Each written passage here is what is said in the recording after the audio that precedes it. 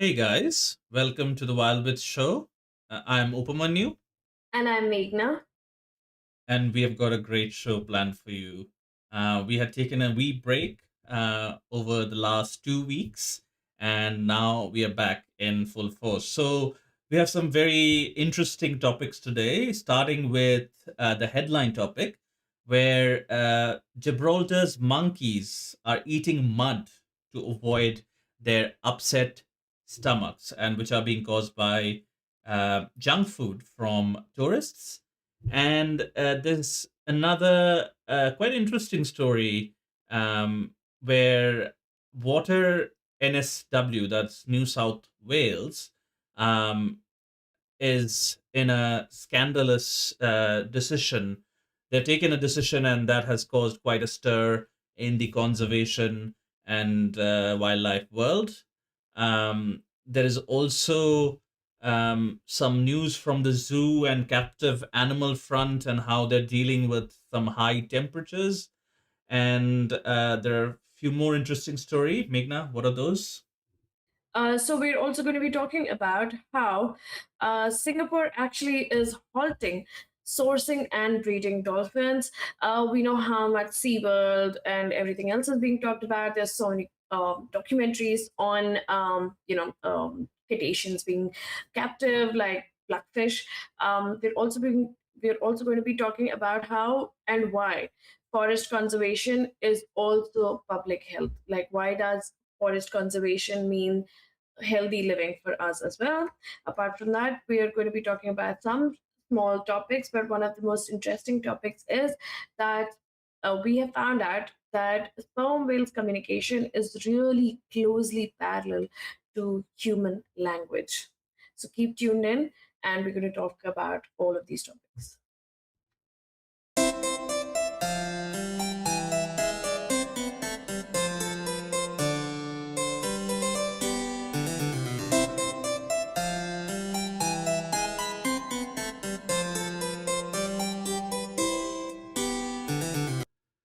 So, why don't we talk about the headline topic, which is the story comes from The Guardian. It says Gibraltar's monkeys eat mud, and in quotes, to avoid upset stomachs from tourist junk food. Gibraltar's Barbary macaques are exhibiting a fascinating behavior, eating soil. Researchers believe this practice, known as geophagy, is a response to the unhealthy snacks they receive from tourists. Monkeys with more tourist contact consumed more soil, particularly during peak holiday seasons. While not definitively proven, scientists hypothesize that soil may act as a natural antacid or detoxifier, helping to settle their stomachs and rebalance their gut microbiomes, disrupted by high sugar and high fat human food. This behavior was not observed in a group of macaques isolated from visitors, further supporting the theory that it's a learned adaptation to their human influenced diet.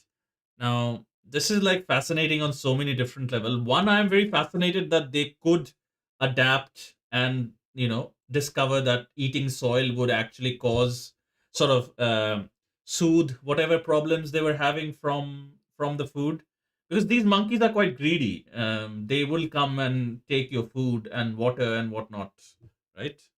But but don't you think, oops, the first step in this entire story is to tell tourists to not bring junk food there, or to not eat junk food in front of these monkeys, or to not offer it to these monkeys? Like, instead of being fascinated how they're soothing their stomach, isn't the root cause the problem? I kind of agree. Definitely agree with that. That you know, but also I feel like if these are like city macaques, which I feel there is, they are, because all the photos that I can see are them on concrete and on top of buildings and things like that. So if they're like urban macaques, then they have to sort of live alongside. If this was a nature reserve of some kind, definitely, I don't think anybody brings too much junk food into a nature reserve. But like, if this is an urban environment, then that's like we can't impose that. Maybe we can, but I for the most part, I don't think we can impose that on the humans. Um, I can probably draw a parallel to like when we started eating junk food, and we have the antacids and all those other things to like sort of soothe our you know stomachs and upset stomachs and anything. We have a medicine for that, but these guys don't. And I don't know if the human medicines would work on them, but clearly they're loving the junk food though, the Pringles and the French fries and all these other things. But we have to also remember that it's saying tourists, so it's not even like maybe locals, it's the tourists. What they're also saying on the in the article is Hmm. that local authorities provide them with daily helpings of fruits, vegetables and seeds, but tourists come and routinely feed them snacks ranging from bag of chips and Right. chocolate bars to M&Ms and ice creams. So the tourists are actually having fun feeding them. and Hmm. and I mean, I'm not going to blame the monkeys either, because we love unhealthy food. Like, I mean, everything that we love in food is usually unhealthy. Like, if we are giving really healthy servings, we're like, oh my god, do we have to eat this again? And we've Hmm. we've evolved from Like monkeys. we So love like highly processed food, highly um you know highly industrialized, highly fast food exactly. and all these things. And I Yeah. mean, that's the food that we actually think is really tasty. Like, Yeah. over all the servings of salad and all the servings of soup, we're That's like, like the oh, cheat meal. I doubt it's a cheat meal. It's like the norm now. And I Yeah. think because it's the norm for us, we're trying to make it the norm for monkeys. And we come from monkeys. So, I mean, they probably love the unhealthy food just as much as we love it. Yeah, yeah, they have gotten the taste for that.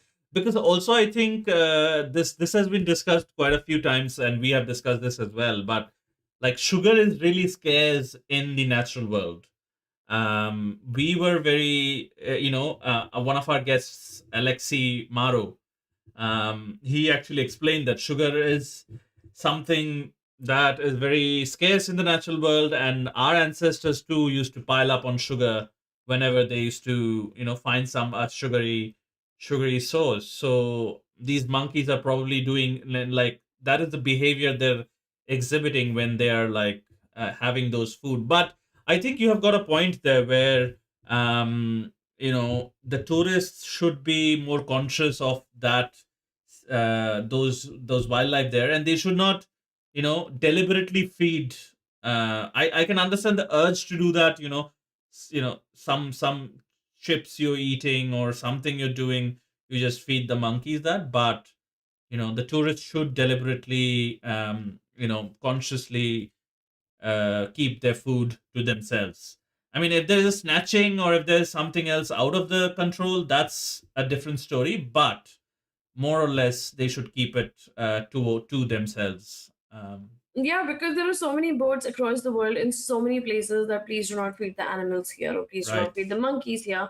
And even if you feed, like in India, in a lot of places, like monkeys are considered gods here. So we have a monkey god called Hanuman. Um, Hmm. so a lot of people do feed monkeys bananas, though. So out of respect, they would bring like the entire, what would you call that entire thing where the entire Yeah, bananas are hanging on one big. that is a good question. I have no clue. Okay, bunch of bananas. They A bring a bunch of whole bananas. bunch of bananas, and then they give the bananas. But I don't think I've particularly seen people offering snacks to the monkeys. But No. that does happen with other things, though. I think I've seen people offer snacks like marmots in the Himalayas here. Yes. Yes, so things do happen where people think that they can offer something and the animal is taking it, and they just feel like, oh, maybe the animal is hungry, maybe the animal wants this. So that happens. But oops, in the article, there's one really, really, really interesting piece. It says humans around the world eat soil, particularly pregnant women in parts of Africa, Asia, and South America, where it is consumed to help with nausea or to provide critical minerals. But the researchers saw no rise in soil eating among pregnant or lactating monkeys, suggesting the behavior is not driven by a need to supplement their diets. So it's Hmm. interesting because we also eat soil, but probably as a way to prevent, again, like if it's for nausea or critical minerals, it's again something that's upsetting your stomach, right? So, Right. and the same thing the monkeys are doing. So it was in us also, or it's still Yeah, in no, us. definitely. I think in the natural world there is a shortage of a lot of those minerals, as you said as well. Like salt licks are quite popular, and licking this mud and all these things are quite popular as well. But yeah, we have an interesting discussion question here, which says, how has human junk food forced macaques to adapt their diet, and what does this teach us about our own impact on wildlife? And I think we have covered that bit. You know, we it, it's a now that there are more urban spaces, and we have covered a few stories from the urban spaces, from the coyotes to the red foxes to these macaques. And these animals, because we have taken their homes, they have to sort of venture out in the urban spaces. I think that cohabitation and respecting each other in those spaces is very very important. Like, it's of growing importance day by day, because it will happen that those lines will get even more blurred as our population explodes more over the next you know 10 or 20 years or so. Lions? Where did the lions come from? No, I mean, our population increases, and those lines are getting blurred of Oh, what the is lion. like Okay, their the habitat and what is our habitat. okay. I'm sorry. So I heard something about lions and blood, so I was like, where? I thought we were talking about monkeys. We went no, to the but lion. lions also, but not exactly lions, but like elephants. There are like so many conflicts with elephants. I think there are some towns in Africa where the rhinoceros will venture into the village or into the town and things like that. So those lines are getting very very blurred. So we have to have those considerations for uh, sharing the space with these animals as well. Yeah, well, I think while I agree with that, I think with the monkeys, it's not so much as a line blurring. I don't think we had a line to begin with. Mm, Monkeys are literally in your face in a lot of places across the world, different species, and they all have the same behavior. They would want to just take food from you or take something shiny from mm, you, or you offer something to them. So that relation has always been going on for a long time. But with other wild species, I do think that the line is blurring. But with monkeys, I think the main problem is the feeding part, what we feed and how they look at us. So mm, the tourist junk food, like the soil is fascinating study to know that how they're able to soothe their stomachs. But at the same time, we have to understand that why do they need to soothe their stomachs? Like they should not be subject to what we are subject to.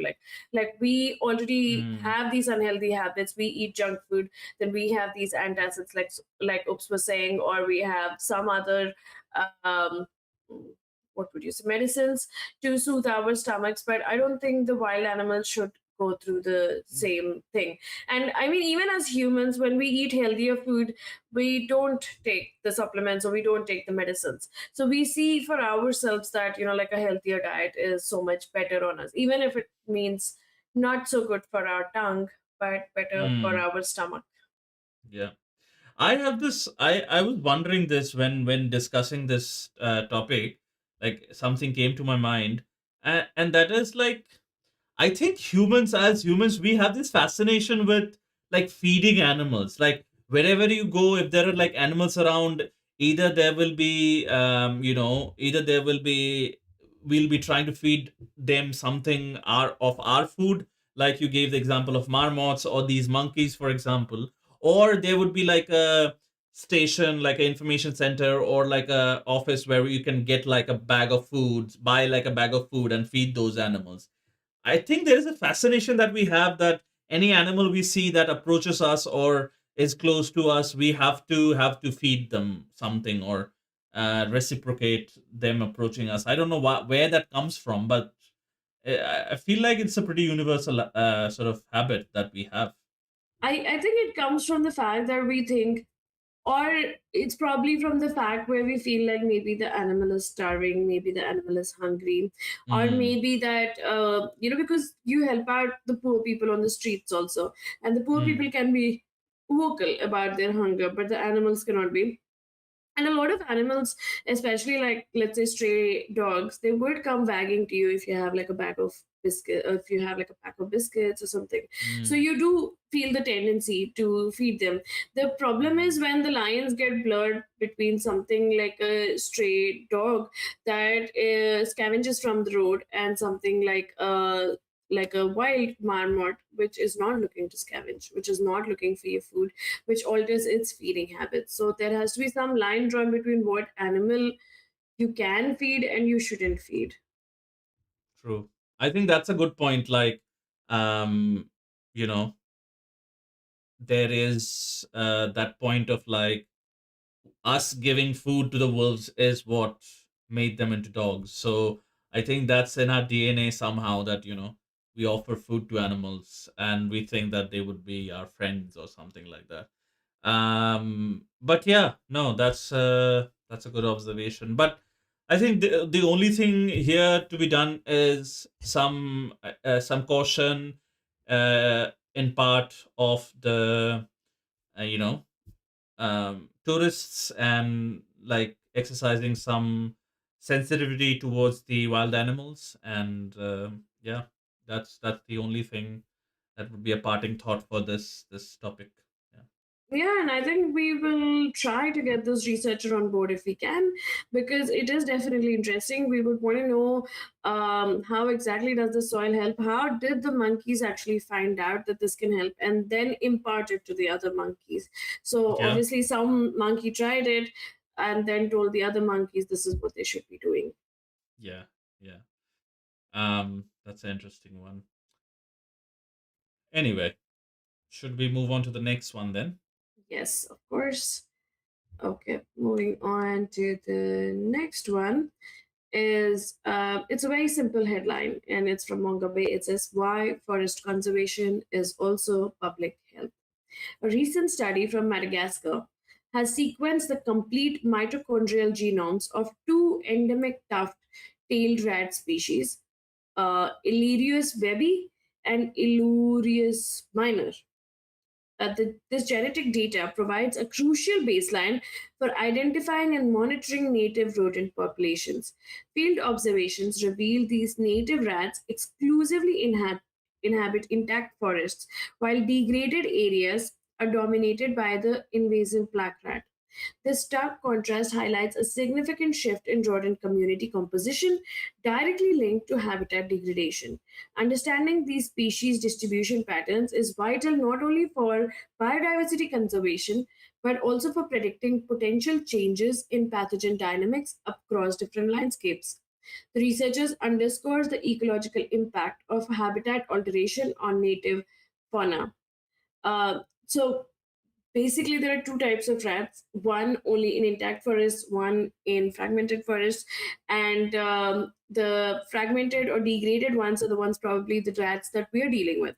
And that means that these different rats are the ones that cause probably the diseases and different problems that we have, which is why if we conserve the forest, our health also gets better, because the genetic composition or the composition of the rodents would also change, right? Oops. Yeah, I think that is the correct way to put it. And I think this should be a little. I guess this sort of a perspective would be a little more alarming to the people who are generally not alarmed by, forest habitat degradation, and sort of encroachment of forest land and things like that. Because this is not that, the climate is heating up, or the world is heating up, or there's more carbon dioxide, so it can ultimately cause some respiratory issues and things like that.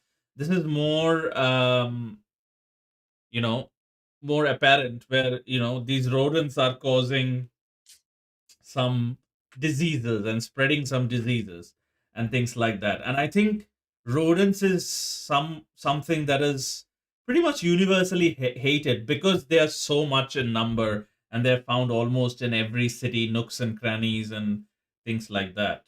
um, so I think maybe that hate for the rodents, maybe that could be used in a positive way. And what I mean by that is, you know if we build forests, or if we let the forests be, then the rodents would not come, which is like a win-win situation for both the parties, I think, humans and the rodents. Yeah.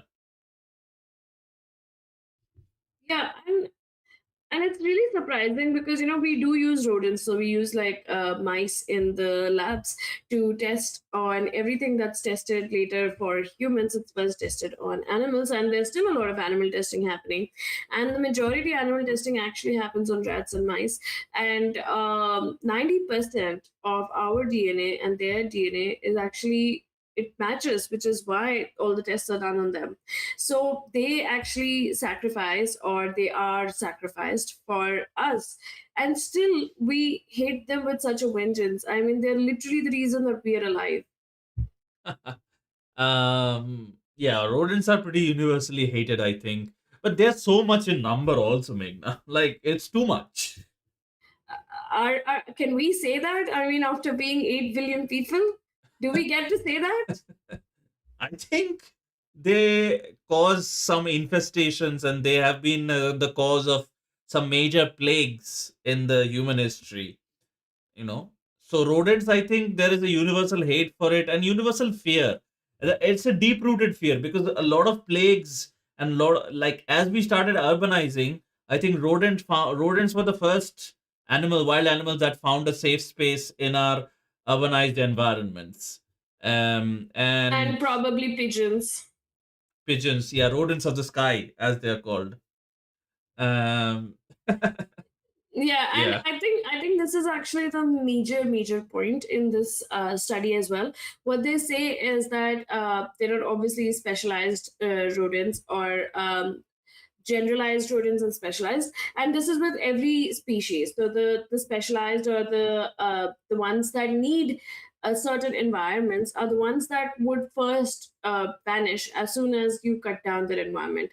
But something like a mouse or a rat that we see on a daily basis, they exist because they have adapted, or they have the adaptation skill, similar with pigeons. And we have a problem with all the animals that could adapt. So even like, say, let's say seagulls, the ones that come and they would irritate you and they would take your food and everything, they're all adapting, and they have adapted enough to coexist with humans. And that is where I think our problem comes in, that we do not want that coexistence. Like, we if we've cleared the forests, we want ourselves cleared of anything that is alive other than us. Yeah, yeah. No, I think that's a fair thing to say. I think this fear also comes from, the Black Plague, for example, was caused and spread by rodents. So I think it's a reality that we have to live with rodents, and there has been some studies right now, dealing with New York's rodent and uh, New York's rodent population, and how to solve that problem in New York, the New York City. And I think everywhere we go, we have that problem. So I don't know. There is some ethics around, like what Meghna said, like around like the medicinal testing that we do, or maybe the cosmetics industry, whatever tests they do. There is some ethical concerns around that, but in my mind that line is a little bit more blurred when it comes to rodents. I don't know. I am very selective in certain things, so this is Um, one of those things. or it might just be social conditioning. Oops. Yes, it is definitely. I mean, if it was like if rodents were responsible for killing like 25 million people in the early like the Middle Ages, like 13th century, sorry, the 12th century, sorry, the 14th century, the 1347 to 1351. So yeah, it's a big concern, I guess. The bubonic plague or the Black Death. So yeah, it. I think it's there in our sort of genetic memory, that mass event that happened, and that was partially due to us urbanizing more and more and us living in these concentrated areas, and things like that. But it was also, these are like very one of the most adaptable creatures on earth, the rodents. uh, the most adaptable creatures on earth. It's uh, theorized that all the rodents in the world originated from Asia, and they spread all over the world. Like they have colonized the world more than that we have. Every corner they have reached, through ships and boats, and how else, nobody knows. But yeah, they are very good colonizers of land. But isn't it the same thing with cockroaches? Cockroaches, there are like different species, different in different places. So New Zealand, we have cockroaches. They didn't conquer the world. It wasn't like it originated from one place and then spread out. Maybe they have, because they spread out so early in the times of like when everything was together without the oceans, and it was one big landmass. That's when the cockroaches spread out, and then they evolved into like different species. So New Zealand, they would have different species of cockroaches. India would be different. America would be different, like that, so on and so forth. But these guys, they actually colonized these places. Like everything originated in Asia, and they spread out with us. Hitchhiked on our boats, our ships, and they just bred like crazy everywhere they, they went. So I don't know. Sounds a little like us. Like, I mean, They when are. That's why they are so used as our you know yeah, uh, as our guinea pigs proxy. to be experimented upon. Correct, correct. So Yeah, yeah, and I'm just going fascinating. to I'm just going to do a quick share of Mm, the article to just show you how the tuft-tailed rat looks like. So this is not a normal rat, and this is the Elides Tanala rat, which has the tuft tail. So you can see the tail here, and it has like a bushy nature. It has fur on mm, it, so which is why it's called a tuft, because how we usually say tuft tails for like rabbits and other things. So these are the ones that you actually don't see as soon as you cut down the forest, and you actually see other black rodents. And in the article, it actually specifically, I think, also says that one, obviously the animals may be absent because the habitat no longer supports them or suits them, because they're outcompeted by invasive species. So populations may be shrinking or shifting into remaining patches of the world. Um, but also at the same time, it talks about how black rats tend to do well in disturbed environments and near human settlements because they are generalist rodents. And that is why they're okay. But at the same time, they are known to carry a range of diseases, and which is yeah, where the problem comes yeah, in. So yeah, yeah. so I one think the when black rat is the species of rat that is the most spread out and seen everywhere in the urban spaces, cities, and things like that. That's the rat, black rat, yes, Asiatic black rat. so which is obviously why this article says that if we really want to have a better health, then we actually need to make more efforts for conservation, because if we have more forests, we would have more specialized species with less disease pathogens, and it would automatically mean a healthier environment for us. Yeah. So basically, if we let them be in their home, they wouldn't come and invade our homes. Um. Exactly. So Sounds yeah, just like that. Yeah. that's like that's that It's I it would have sounds said like it's common sense. Yeah. Yeah, it's like the thing that we say to each other. We like live and let live. Yes, correct, correct. Um, Okay. cool. That was an interesting one. We will move on to another article from The Guardian where it's headlined Water NSW, that is New South Wales, Water New South Wales, criticized for appalling decision after hundreds of turtles left to die in wetlands. It says hundreds of turtles, waterbirds, and frogs have perished in the Gwadir wetlands region of New South Wales after Water New South Wales abruptly ceased water flows in March. River ecologist Professor Richard Kingsford described the decision as appalling and absolutely crazy, highlighting researchers having to manually rescue animals from drying mud. Environmental flows, crucial for ecosystem health, were withheld from Kingham Watercourse, a vital habitat for Ramsar listed site. For four Ramsar listed site. Wow, okay. The decision stemmed from concerns about inundate, inundating private land, leading to water being held in Copton Dam. Despite the dire situation, the New South Wales Water Minister stated that government is working to reinstate flows as soon as possible. Now,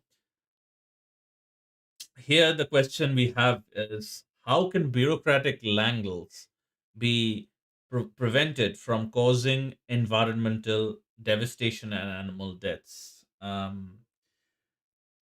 I wouldn't you like I would have said that the a body like Water New South Wales or the water arm of the local government would have like multiple scientists on board to actually deal with these kinds of situations or advise on these kinds of situations. I don't know what went wrong and they just randomly stopped the flow. I don't know, but I think, I mean, if you have water in your name, that means you do something about the water. Like you Yeah, don't stop exactly. it. You make it flow. Like I mean, you can't have that in your name and then say we don't have it. Yeah. Um, And yeah, that. the problem is that humans fight and animals suffer. We've seen this with wars. We've seen this with different situations. But every time the suffering is for the animals, and it's not for the humans that are suffering because someone's stopped some dams. I mean, I think obviously I understand that we need dams for hydroelectric projects and different projects, but at the same time, dams obviously cause a lot of uh, what would you say, a lot of damage and despair to a lot of wildlife across the world, because it's not natural to have a dam in the Hmm. middle of a river where life just keeps flowing. I think this was also the decision. This decision was also stemming from, something that would affect us, and that being given the priority compared to these animals. So it says like concerns. The decision stemmed from the concerns about inundating private land. So the private land would have like flooded or overflowed or whatever, and that was why the water was held and wasn't allowed to be released. But I don't know. Again, I can't speak what exactly the decision was taken, whether it was right or wrong. But I do know that the outcome is definitely wrong. That is what one thing I know.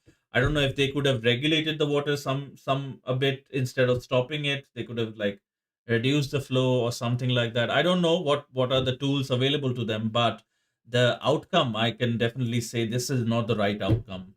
And these people should have like scientists and researchers and conservationists on staff, at least one or two scientists on staff, ecological scientists on staff, to actually assess the impact of any decision before taking such a step. Yeah, and I think even if you want to take such a step, because obviously you have it in your hand to stop the flows from a dam, then what you do is either reach out to the conservationists or the Mm, local agencies, tell them how much water you can actually send to the ecological areas, to the environmental areas, because there are like 300 turtles or more than 300 turtles that are surviving. So either you slowly, you can reduce the flows but not stop them, or if you're stopping them, then reach out to all the agencies, tell them to home these turtles, bring them out, home them somewhere, or do something, but give like um a warning, as you would to the, like to the humans when you're releasing water from the dams and everything. So you give a warning, you give time, and then you do this, because the animals should not suffer at our cost, just because we have to figure out what is going to be happening with the private land, because they're not on private land, they are in their mm, own land, and they should have access to the water that they are swimming in.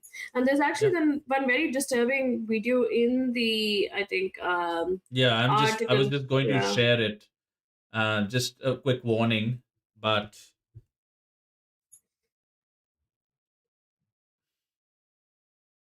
Yeah, that turtle's like completely muddy because it has no water, and it's been covered in mud all around. And that's, I think, what the ecologist is also trying to tell us, how it's really sad for the turtles to have to survive. And the turtles are being dug out of the mud. Like, it's not even like they're just on top. They've like literally gone into the mud because they have zero access to water. yeah, yeah.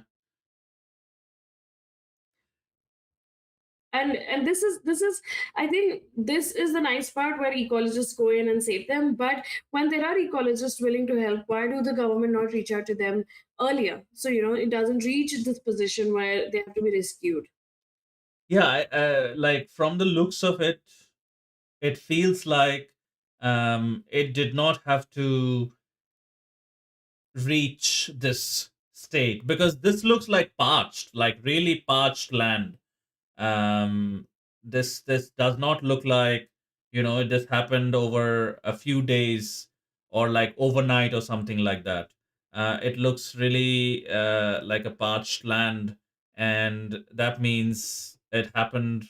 You know, it took some time to reach this state, and I'm sure somebody would have, made their protests known to the government, but the government chose not to, you know, engage in those Yeah, and protests. turtles are usually like a Schedule 1 species, which means that they're protected at the highest level. And it's really sad that these turtles did not get the same amount of protection, and they could be, um, you know, just one fine day, they could be told that, okay, we're not giving you the water that you need to survive on. Yeah, yeah. Not even told, like literally just water just cut off. So I think, how can these bureaucratic languages be prevented? I think it's only through research and scientists, and having those scientific advisors on staff, and because again, for one person, for one politician or one minister to take these decisions, it's not possible, because one person, one human being cannot be an expert in everything. So you have to have those experts dealing with, and you might have experts dealing with the human side of things as well. So you get both the inputs, and you, as the leader of that particular department or ministry, you make that decision, which chooses the best path forward, and which chooses a better outcome for both the humans. I'm not saying that just let go of the humans, but I don't think this extreme of a outcome should have happened as well. I definitely think there was something, a middle ground, that existed, and that Yeah. that didn't happen. Yeah, Yeah, and apart from the scientists, you should also have like local people there, like a representation from the local population who actually see these turtles or interact with the turtles, or know what happens when certain decisions are taken. So even when you talk to scientists, they might not be local. So have some locals also on board whenever any decision is being taken that affects the population there. yeah, yeah. That's the only thing that we can say at this point. Obviously, this is at the government level, but um, again, this could be a teaching moment for other jurisdictions as well, with similar pressures, ecological pressures, and things like that. So, um, you know, if there is something similar happening in a different place or different part of the world, then don't repeat this, what they have done, but also have those advisors on staff, and make sure the locals, as Meghna said, all those opinions are considered before taking a drastic decision. You know, um, yeah. True. True. Yeah. I hope the situation is fixed as soon as possible, and the turtles can Mm, again get their point, river, water access back, and we'll keep a lookout for updates on the story. But I'm sure yes. that this would get fixed soon because now it's in the news, so there must be some kind of approach. Yeah, no, they do say that the minister has said that they would restore the water's flow as soon as possible. So hopefully, fingers crossed for these animals that live in those areas. But we'll follow the story and let you know if there are any updates. Okay. Yes. Okay, then moving on to the next story. Um, Singapore to halt sourcing and breeding dolphins. Resorts World Sentosa, RWS, in Singapore is reportedly ceasing the acquisition of wild dolphins and suspending its captive breeding program for its aquarium. Insiders revealed this development to Mongabe, a move welcomed by animal welfare advocate Anbarasi Bhupal. Though she seeks transparency regarding the existing captive dolphins' future, RWS has not fully or officially commented, but is reportedly forming an expert panel to decide the fate of its over 20 Indo Pacific bottlenose dolphins. These dolphins were originally sourced from the Solomon Islands in 2008 2009, with some dying during transit. Despite criticism from animal welfare groups, RWS maintains its dolphins receive excellent care and that the facility contributes to education and conservation. Staff expressed doubt and the animal's ability to survive in the wild. This decision aligns with a growing global trend against cetacean captivity for entertainment, with countries enacting bans. And for anyone who's been to Singapore, Sentosa is actually on almost everyone's itinerary, like every tourist itinerary to go to Sentosa and see the shows and see the the other things that are there. So I think this is a welcome move that they're not they're seizing getting new wild dolphins and suspending the program. So that is a big step. Obviously, we're not sure what is going to happen to the 20 dolphins that already stay there. It's very similar to the other aquarium, what is marine land that we have spoken about so Hmm. much in our previous episodes. That even when you close down an aquarium or you're taking a decision to not bring in more dolphins, what are you going to do with the dolphins or the cetaceans that you already have? And when people say, and it's really weird, but I mean, most of these resorts or most of these aquariums or these entertainment places would say that their dolphins are doing amazing. But who's going to tell them? Like, I mean, the dolphins can't speak for themselves. And I doubt any animal that can survive in the ocean and is surviving in a small tank would you call that excellent? Oops, like, I don't know. Yeah, no, I would not. I would not. This is definitely, as you said, a very welcome move from their part. At least, like, taking the first step, I guess, towards that ultimate goal. Now, obviously, these captive dolphins, they probably cannot be released in the wild. Probably they cannot be. They're not habituated to that wild environment, but definitely they can be released to a sanctuary of some kind. They can be released Excuse me. to like maybe a training area for like a real sea based sanctuary where they are free to explore and go out in the sea if they choose to. um, so that sort of thing can happen. um, but I am also thinking, like when you read that part of they are suspending their captive breeding program, I was also thinking of the flip side of things, because captive breeding programs have immense importance in this day and age for species where we are basically, what we're doing is maintaining a gene pool outside of the main gene pool. And which means if there is such a scenario, which looks like it's increasingly likely, that those animals are extinct in the wild, then these captive specimens can be used to sort of regenerate the population that became extinct from the wild. So No, but that there are concerns me a little bit. no, but there are two problems here. Oops. One, obviously, Pacific bottlenose dolphins are nowhere close to being extinct.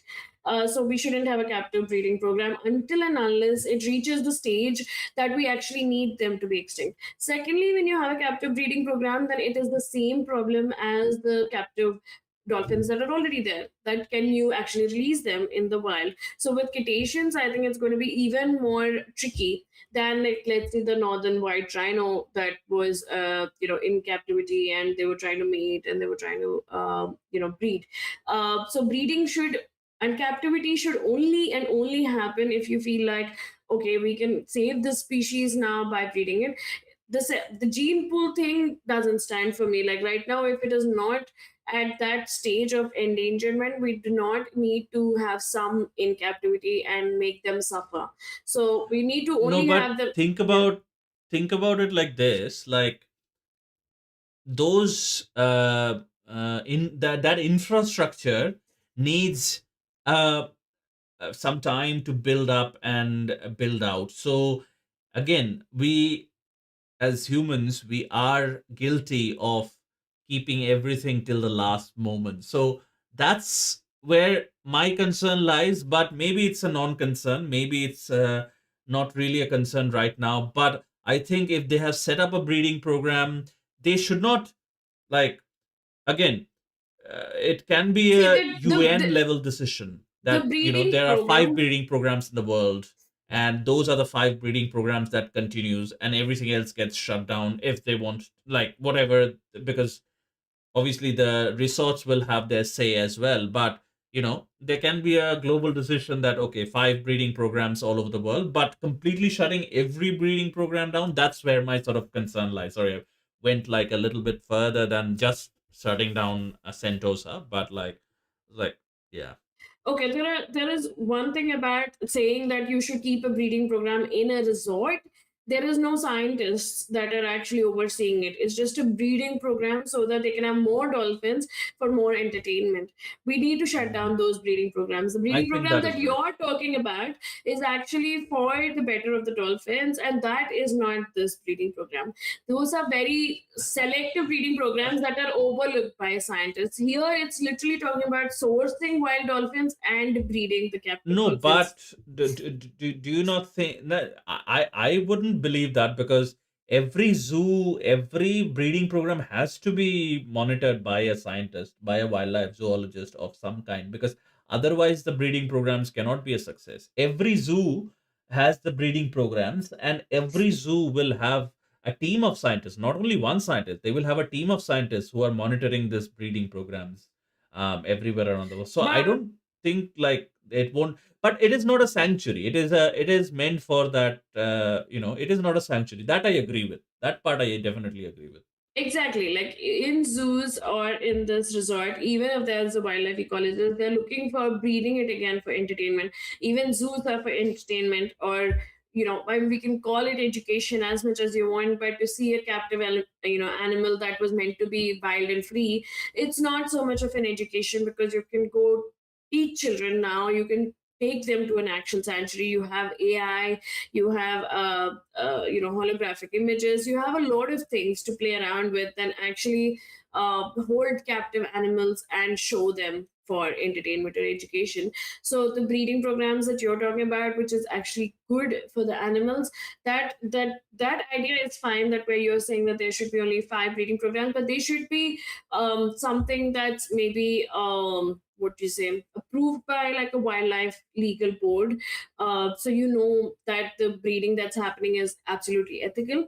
And then Mhm. everything else like this should be shut down, because we do not need this in today's day and age. I mean, if you go out into the ocean and you actually go for these these slow boat rides and everything, you can actually see dolphins in the wild. And why do you need to see dolphins perform in the first place? No, definitely. We don't need to see dolphins perform at all. We can just have them like swim around or something. That is also fine. Like performance is definitely not on the mind. I think yeah. I quite agree with you. But there has been some success stories of reintroductions in the wild, uh, coming from like captive breeding programs in zoos. Actually, I came across this story, I think last week, where I was sort of reading through some stories and watching some documentaries and things like that. So China actually reintroduced um, Przewalski's horses. Przewalski's horses are the last breed of truly wild horses that exists anywhere in the world. And China actually re-released Przewalski's horses in a desert, where that desert was caused expanding by immense areas every year, and was causing problems like dust storms and all these other things in the cities. And these Przewalski's horses went extinct from that desert, I think some 20-30 years ago. At that point, like, this was done in the 1980s. And after releasing those after like getting those horses acclimated, because these the temperatures there would plummet, like, you know very very low in the winters and very high in the summers.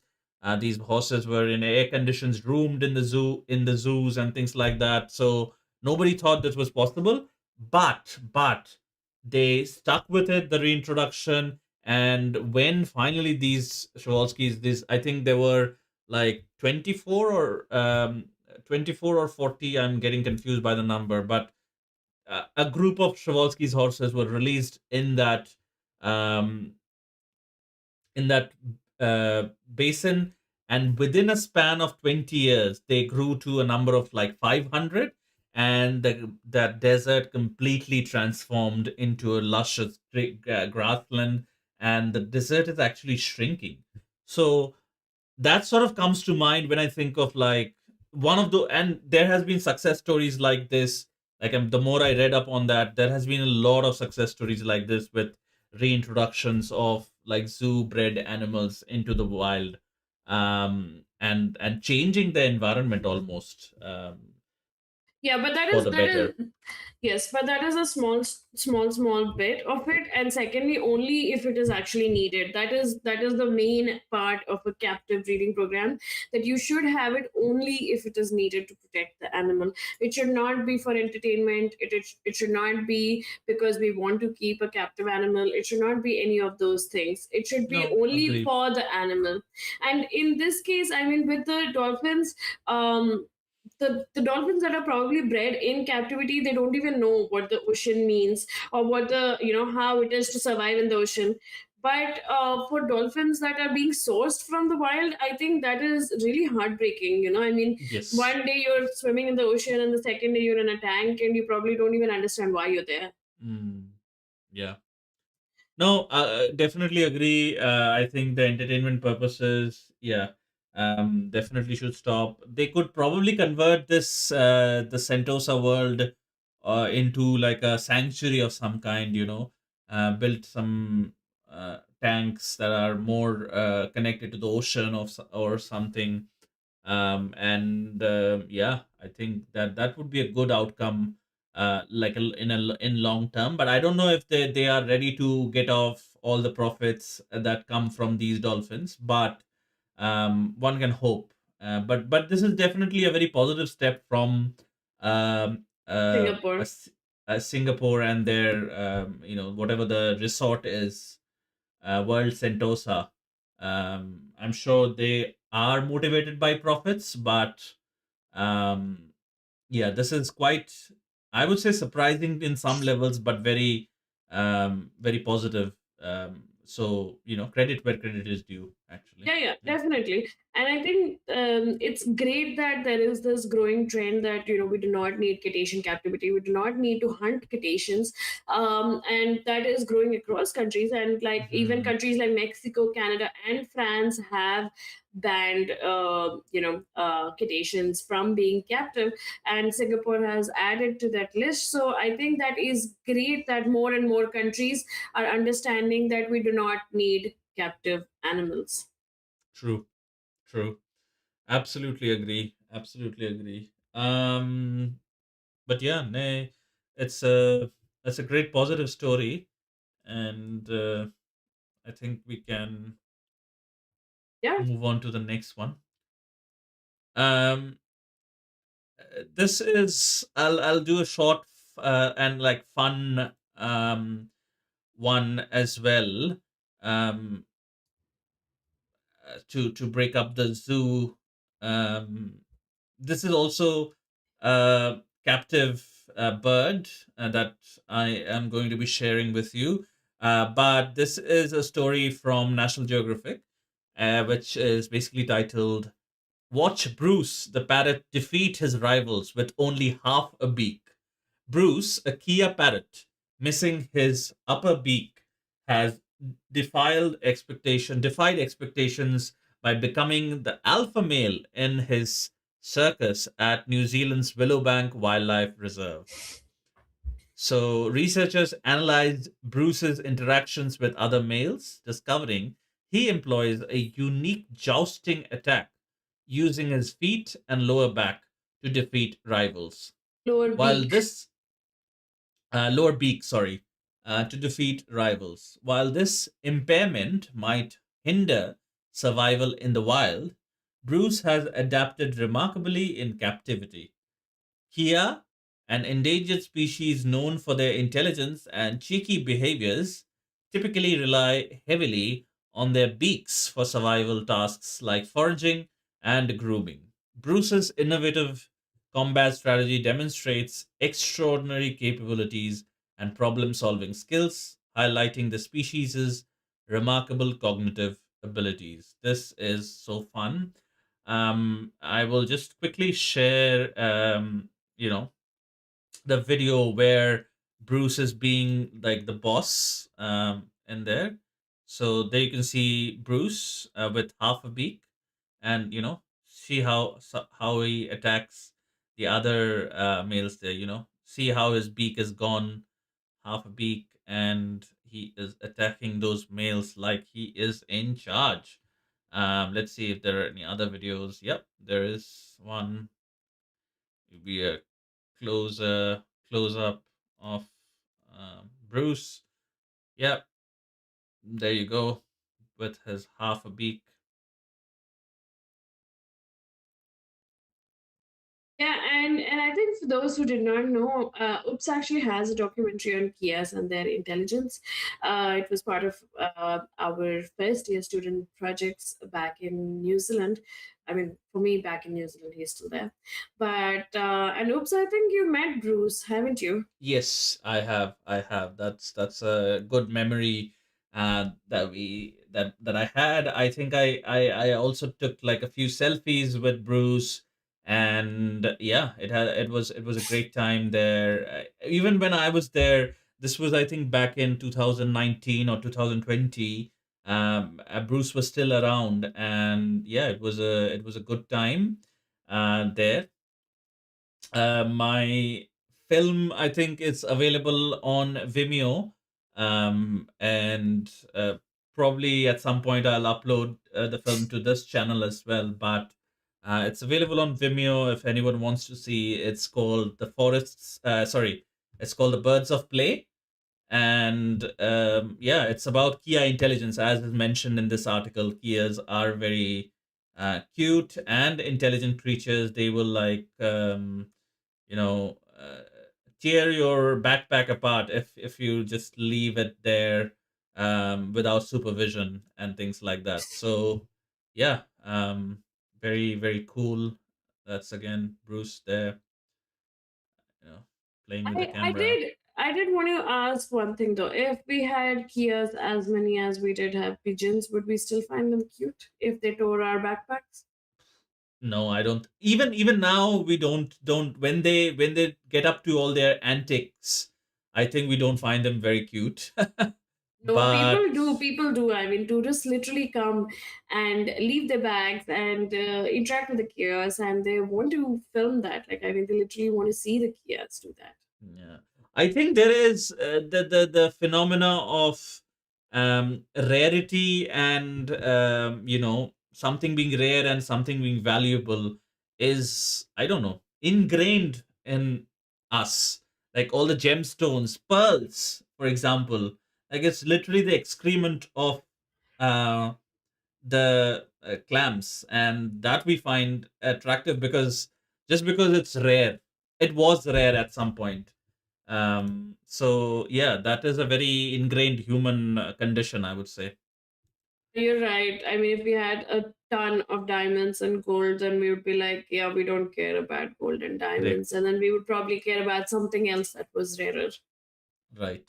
Right. Yeah, yeah, it's always, I think the annoying factor of an animal comes with the amount of population that they have. If they're lesser, we find them cute. If they're more, we find them irritating. But I think it's the same for humans. The lesser they Yeah, are cute, the more they are irritating. I mean, imagine this, like if you live together, then you find, you would have more time to find somebody irritating. And then if you live apart, be it siblings or whatever, with your family, parents or whatever, You find them and cute. yeah, you find you're so nostalgic about those memories and things like that. But yeah, Yeah, i think i think that's a brilliant analogy. I didn't think about it that way. yeah, so Yeah. but And it anyway, Yeah, and I think it sorry. works out the same for you and me because I think when we're in close proximity, we probably have way more debates and fights. But because we're far away, it's fewer and lesser. Yeah, that's true. So yeah, that was Bruce, and these Kias are very intelligent creatures. You could read up on them. You could visit New Zealand to actually see them as well. Willowbank is a good place to see them, like the natural it's a reserve, it's a zoo basically, but um, they are used for some of the research, and they are all of them are rescued from the wild, from what I remember. So yeah, like Bruce, like he cannot survive in the wild, but here he has become the alpha male, with only half a beak. So yeah, cute and short story there. Yep. Okay. So we're gonna go across to another amazing story, but again back to the ocean.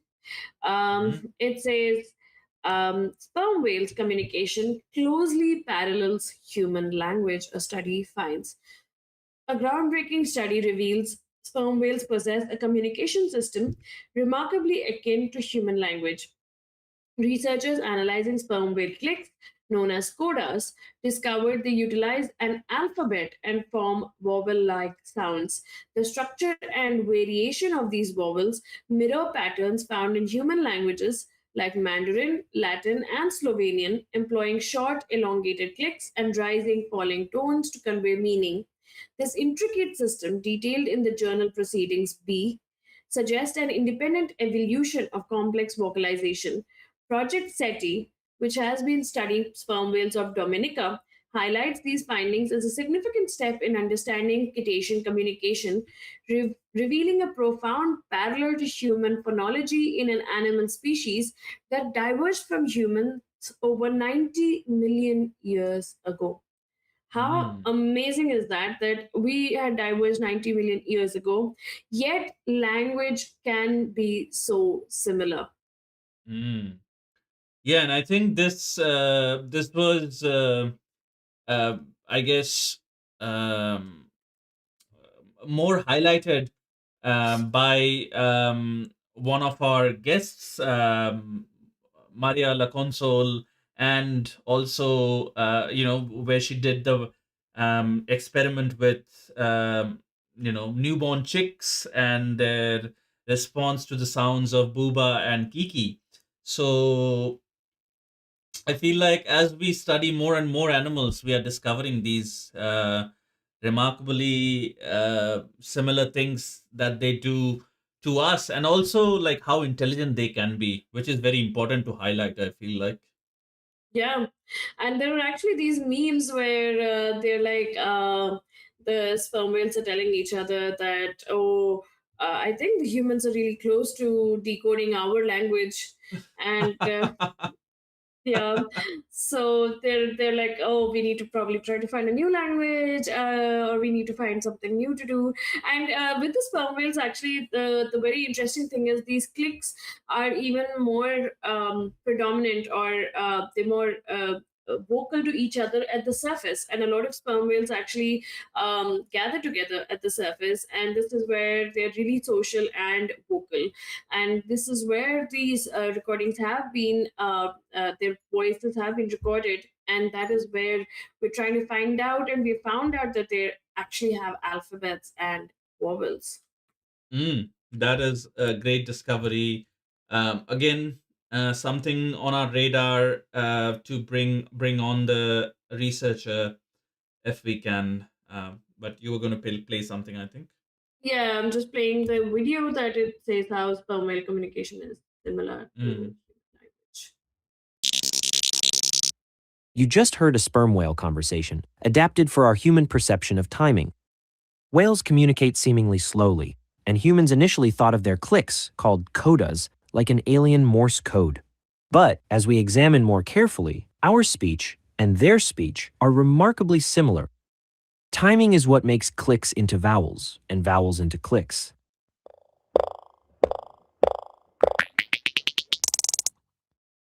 T. If you speed up whale clicks, they start to sound like a vowel pitch. If you slow human vowels down, you hear beats or clicks.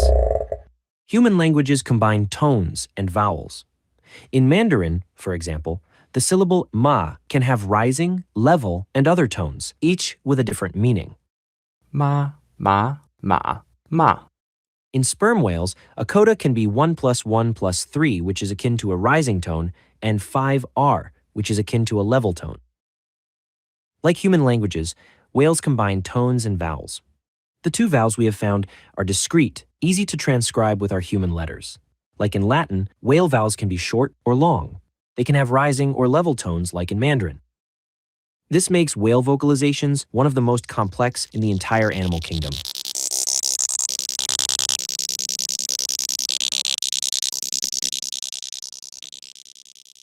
That is so cool. Yeah, that was amazing. What an amazing video by Project SETI. And I think I mean, it couldn't have been a better way of explaining how the bubbles in the whales and humans work. Um, yeah, we can actually share that article, I think, in the pinned comments if anybody wants to have a look at that video again. Yeah, for sure we can do that. Um, cool. Um, there's lots of stories from zoos this week, but there is another story from the Visakhapatnam Zoo, and this is from the Hindu. It says how Visakhapatnam Zoo keeps animals cool as temperatures rise. The Indira Gandhi Zoological Park IGZP in Visakhapatnam, a vast 625-acre expanse nestled between forested hills of the Eastern Ghats and the Bay of Bengal, is meticulously engaging its annual summer management. As external temperatures climb, the zoo diligently moderates its internal environment to ensure the welfare and comfort of its animal residents. Comprehensive measures include the activation of water sprinklers, the strategic placement of steady dripping cuss mats, and the installation of thatched roofs to soften the intense summer glare. Animals are observed retreating into cooler corners of their enclosures, finding respite. Each species and enclosure adheres to a tailored plan, focusing intensely on ample water access, constant shade availability, specialized diets, and consistent routines.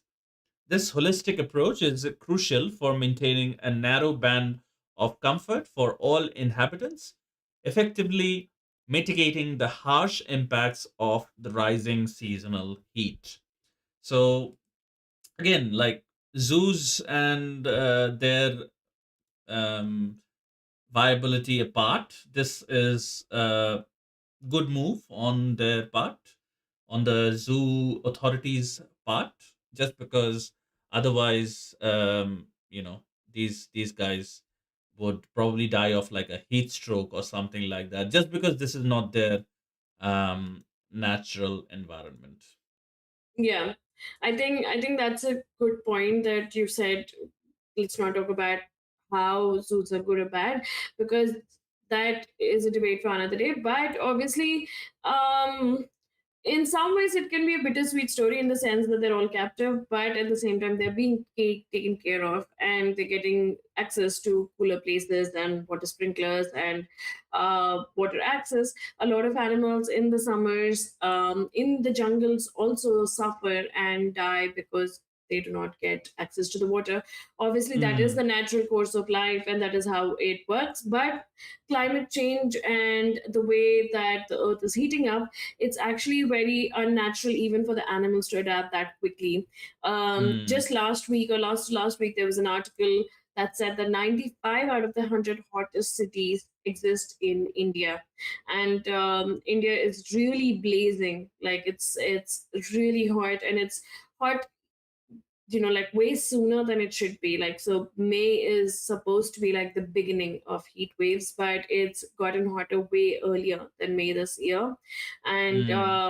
the temperatures are going to keep soaring. So I think for the animals that are in zoos, it might not be a great environment to kind of grow up in or stay in or spend the rest of their lives in. But on hot summer months, if they have access to water and cool places, that is actually quite a blessing that other Yeah, animals probably might not have access to. yeah, and the wild, and the wild.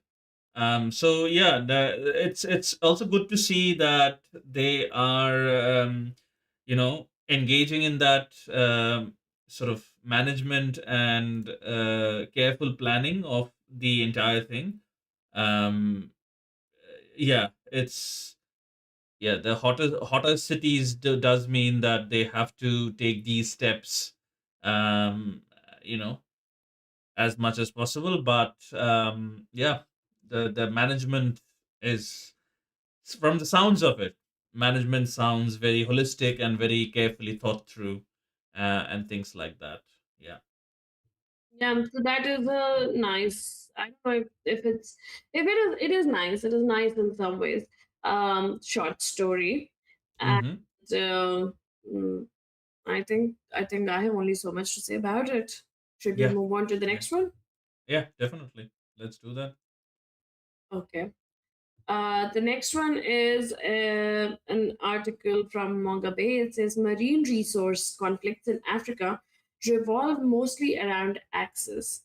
A new study revealed over 1,000 conflicts across Africa within an 11-year period, with nearly 75% stemming from disputes over access to critical spaces and resources, particularly marine ones. 1,000 conflicts in an 11-year period. Wow.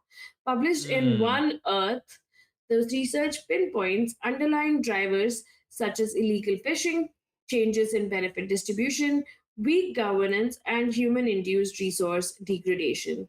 The analysis details how conflicts manifest from industrial vessels entering coastal waters used by small scale fishers to ports encroaching on mangrove restoration sites. The study strongly advocates for enhanced participatory and transparent governance as a critical solution.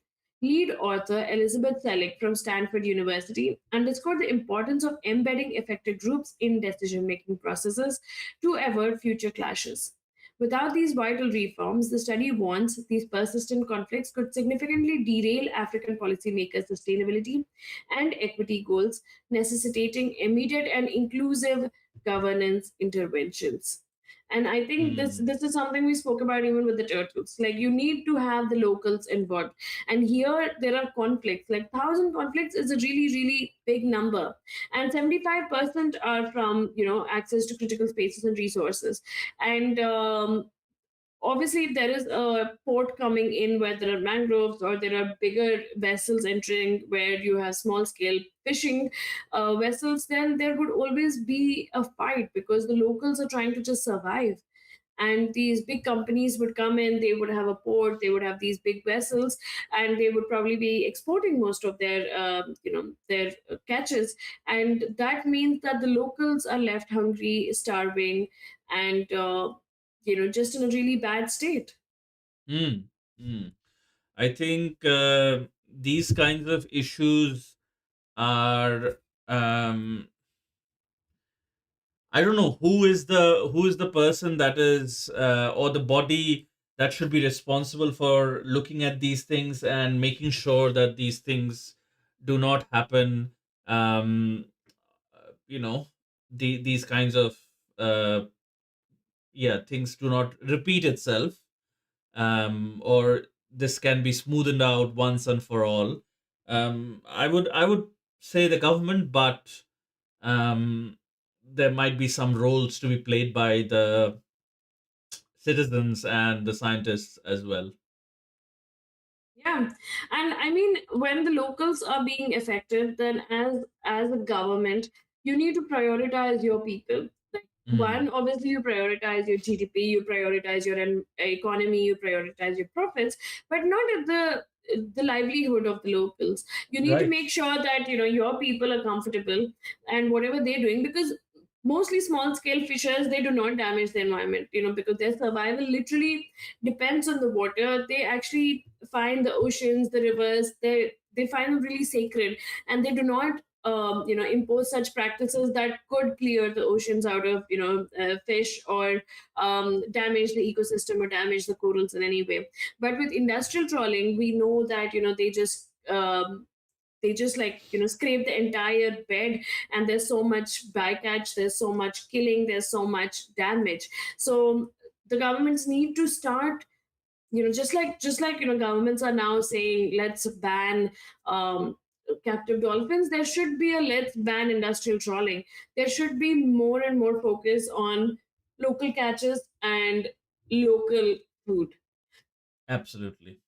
Absolutely. I think around the world there is a growing movement of, eat your fish locally, and, seasonal fish and that kind of stuff. There is an uproar in that community as well, where you are, you know, all the sea food that you're extracting out of the sea, you're actually aware of what you're eating, and if you're eating the right kind of fish at the right time.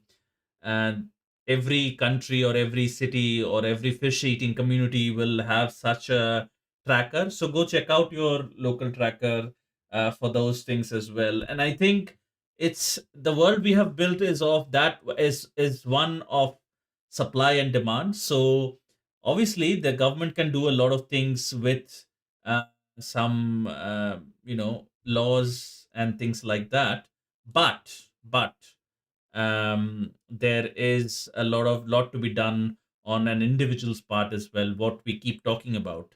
um, you know Cut the supply side of things or reduce the supply side of things, so that these trawlers don't have any demand to service to. That is also absolutely true. It cannot be all government, it has to be us as well. I'm going to do a quick share of my screen to just show you how things are going on in Africa. Mm, This is actually an effect of the oil spill on a mangrove forest. So this is Koi Creek in Nigeria in August 2010. Conflicts related to oil spills appear in a marine resource conflict database.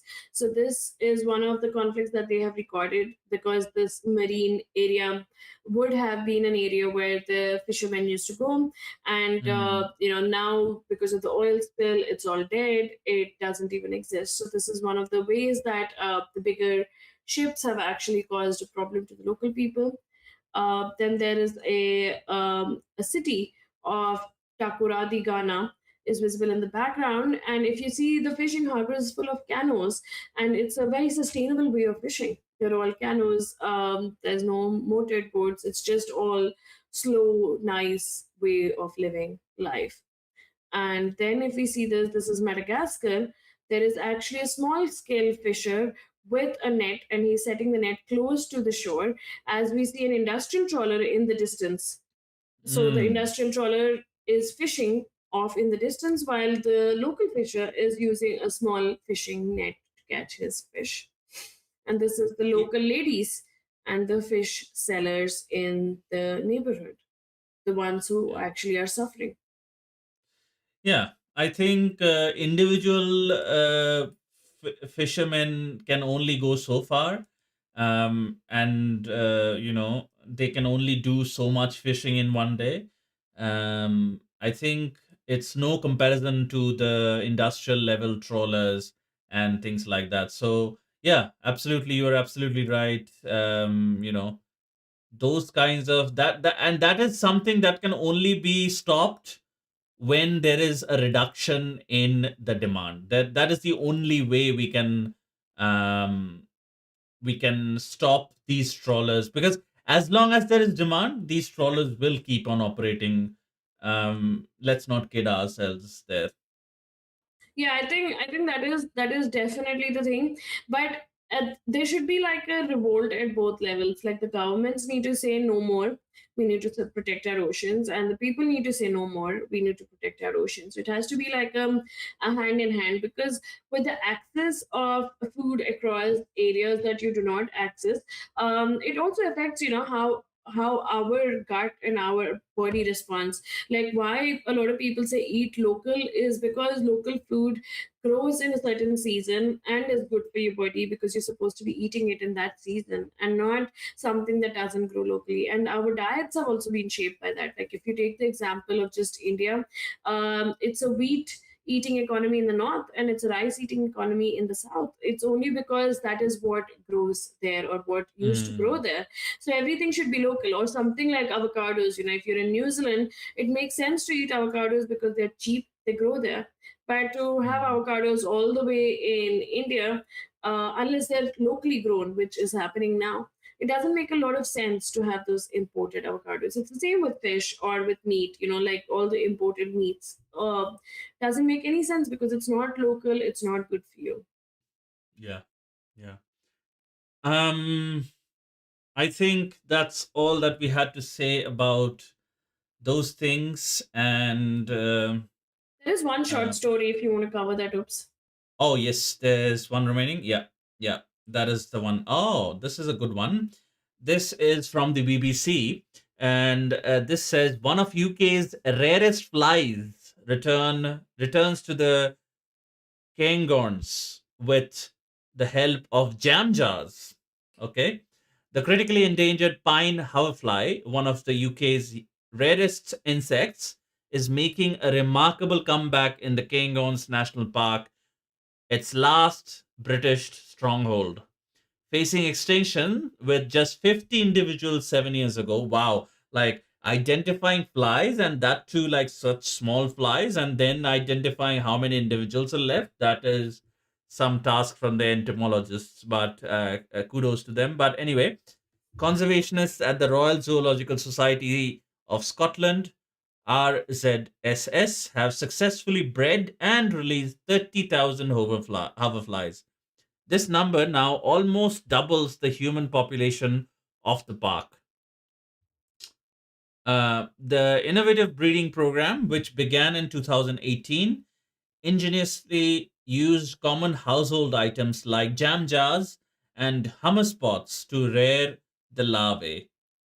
These containers replicated the fly's natural habitat within rotten pine tree holes, providing a nutritious soup made from pine wood clippings and rainwater. This dedicated effort saw the first wild adult fly spotted in a decade in 2022, signifying major success in preventing the species' loss. And I'll just quickly share my screen to show you guys what this pine hoverfly looks like. There's a beautiful macro shot of the pine hoverfly. This is what they look like, and they are these are the team of conservationists, um, braving the heavy rain to release the batch of hoverflies, which assumingly is in this jam jar as detailed in the article. No, it's the But larvae. It's the that's a larvae. larvae. It's a larvae. And yeah, it's a beautiful little short story, a success story, a great success story. Like, again, insects, as we have spoken about multiple times as well, insects in the pecking order, insects come way down at the bottom, their survival and their sort of conservation. So, hats off to those conservationists, and also like identifying, um, you know, um, that those 50-50 were remaining there. So yeah, this is great. Someone in the chat says hi from London. Yeah, this is your country. And yeah, um, it's a Yeah, great story. I think the ones that are the scientists that are in the field and are looking for these insects specifically, they must be the ones that must have raised the alarm that we don't see them anymore, and there are very few. So this is one of the cases where, like how Oops was saying, that you need captive breeding programs, and Mm, he had spoken about the horses, but the horses are big animals that we're talking about, but these are just small insects, and we know how bees and insects and all these little creatures are the ones that actually help the ecosystem thrive. Like, you know how they say that if we didn't have any bees we would die. So it's similar with like a lot of insects, and they have their own place in the ecosystem and how they drive the ecosystem. So it's great that they were able to breed the larvae just using jam jars, and then they grew and successfully are now way more than the humans that stay in that park or are near that park, which yeah, is a great success story. And we love ending our episodes on, I think, happy success stories. right, right. Um, cool. I think that's that. I think we can sort of start wrapping up our episode for today now, Meghna. What do you say? Yeah, for me, obviously, it's my message. I would probably have two things to say. One, obviously, is that have you ever eaten soil as a kid and it did help you soothe your stomach? Like, I don't remember eating soil, but it would be interesting to know if it actually soothes your stomach, like how the monkeys found out. Hmm. And secondly, like, how amazing was it for you to find out that sperm whales and our clicks are very similar? Our language and their clicks are very similar. Does it blow your mind as much as it blows our mind? Do you want to find out more? Do you have the same curiosity to actually see a sperm whale in the wild? Because they are supposed to be the loudest animals. Like their clicks can actually reverberate through your body, like through your soul. So let Hmm. us know in the comments what you think about all the topics that we covered, and especially the questions that I have just asked. Yes. And as always, please do subscribe to our channels and follow us on all the different social media platforms. We are on all the social media platforms, the major ones, and we go live everywhere all at once. So wherever you follow us, you'll be able to receive our updates and tune into our live shows as well. It really helps a lot if you give this video a thumbs up. It obviously helps with the feedback, but also, sharing this as much as possible with your friends and family. And if you're listening to a recorded version of this episode, then do consider leaving us a review, a rating. That also helps with the visibility and sort of spreading this message. And share this with someone who might be of the same view about the wildlife and world as you, or might have a differing view. Just share this episode with them, just to have a second view in their arsenal. But other than that, that's it for today, and we'll see you next Sunday, same time, same channel. Have a good one, guys. Bye bye.